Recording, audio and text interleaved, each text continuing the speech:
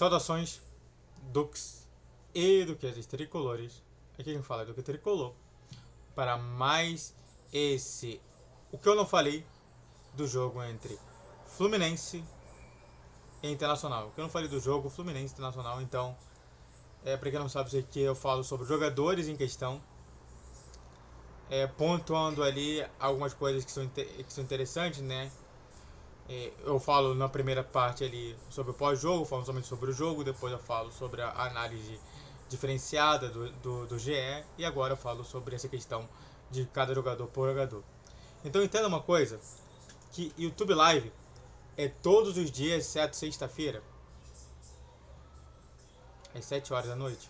Então, vamos nessa, né? Quando tiver internet também, né? Porque agora, por exemplo, eu estou fazendo sem internet. Mas, voltando a falar, eu acho que dois jogadores realmente são interessantes para falar sobre essa situação inicial, que é justamente o Guga e o Diogo Barbosa. Os dois dão mais profundidade ao time. Os dois realmente eles conseguem atacar muito mais os espaços no lado de campo. E de fato os dois deram uma outra situação, né? Eu gosto muito de falar que o Guga e o Diogo Barbosa são jogadores que realmente jogam de lateral.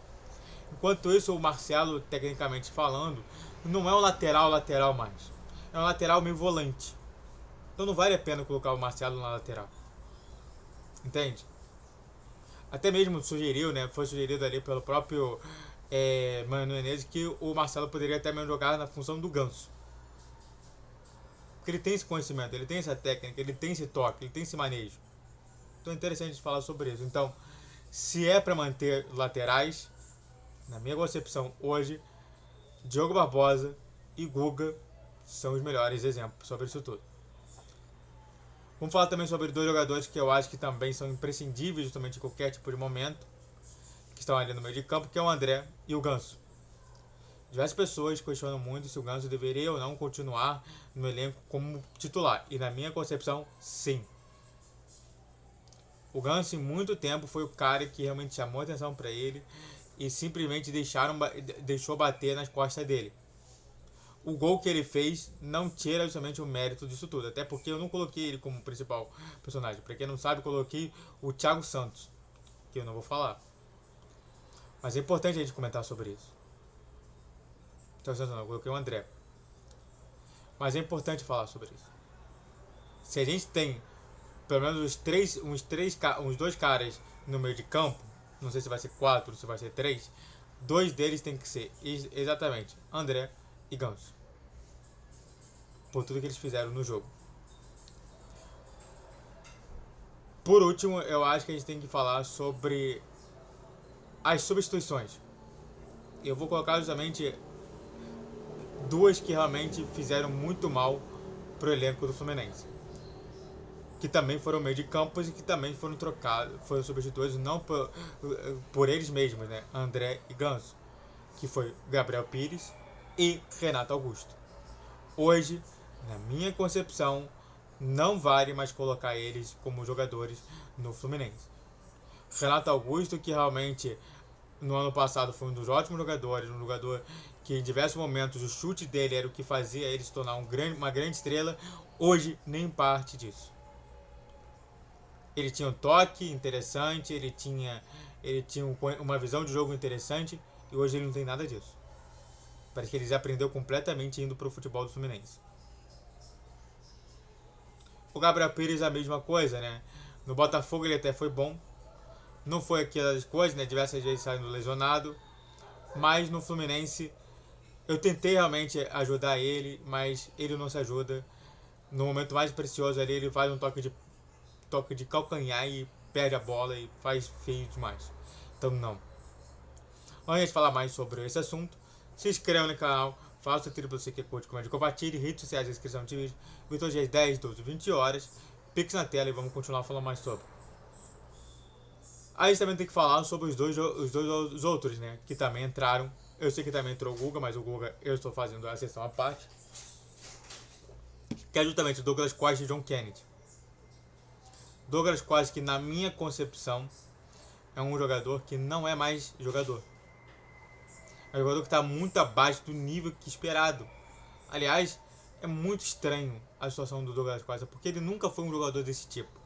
Até mesmo quando ele estava no Grêmio, lá atrás, ele era um bom jogador. Era um jogador que realmente dominava bastante o jogo. Agora nem isso mais.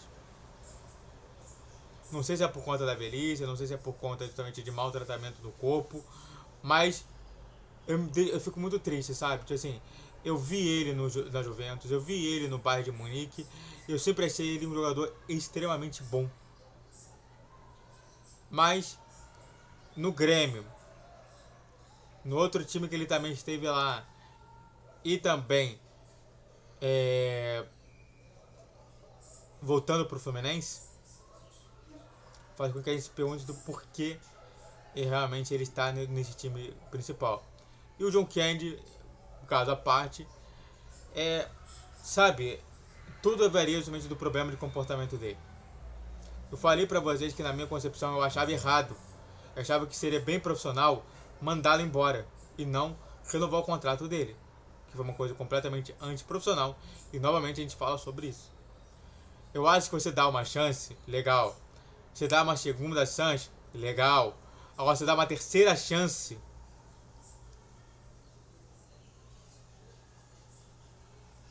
Isso me lembra muito Jogos Mortais, né? Eu gosto muito de Jogos Mortais. Ele fala assim, cara, me engane a primeira vez e eu sou trouxa. Me engane a segunda vez, eu sou trouxa. Me engane a terceira vez, você que é o trouxa. Porque você precisa ficar me enganando pra fazer as coisas. E você tá enganando todo mundo. Ele teve um mau comportamento lá atrás, voltou a ter novo mau comportamento com a ida às baladinhas regadas a questões até mesmo problemas jurídicos, e depois com a festinha dele.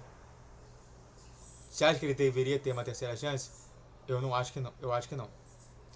Por último, vamos falar sobre Fábio e depois sobre o Mano Menezes, né? Fábio, que novamente é um ótimo goleiro, novamente garantiu esse empate para o Fluminense. É um dos melhores jogadores do Fluminense e muito.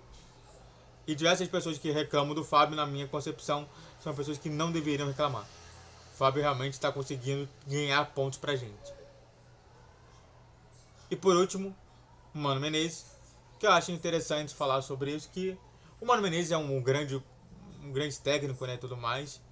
Mudou bastante coisa. A gente viu justamente logo no início que o time está menos voluntarioso, que é uma coisa que eu fiquei muito triste no Fernando Diniz, que diversas vezes ele quis a voluntariedade, mas no final da história era sua própria penitência.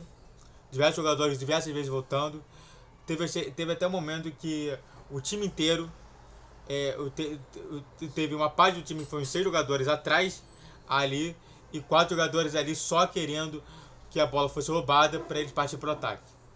Então achei que gostei bastante disso. Parabéns ao Mano Menezes, que já fez uma mudança mesmo em 2 dias. Muito obrigado a todos que assistiram, fico por aqui. Se inscrevam no canal, façam o triplo C que é curte, comente, compartilhe. Redes sociais de inscrição de vídeo, todos os dias 10, 12, 20 horas. Pix na tela. E YouTube Live, todos os dias, assim que eu puder, às 7 horas da noite, tá bom? Saudações tricolores, até a próxima!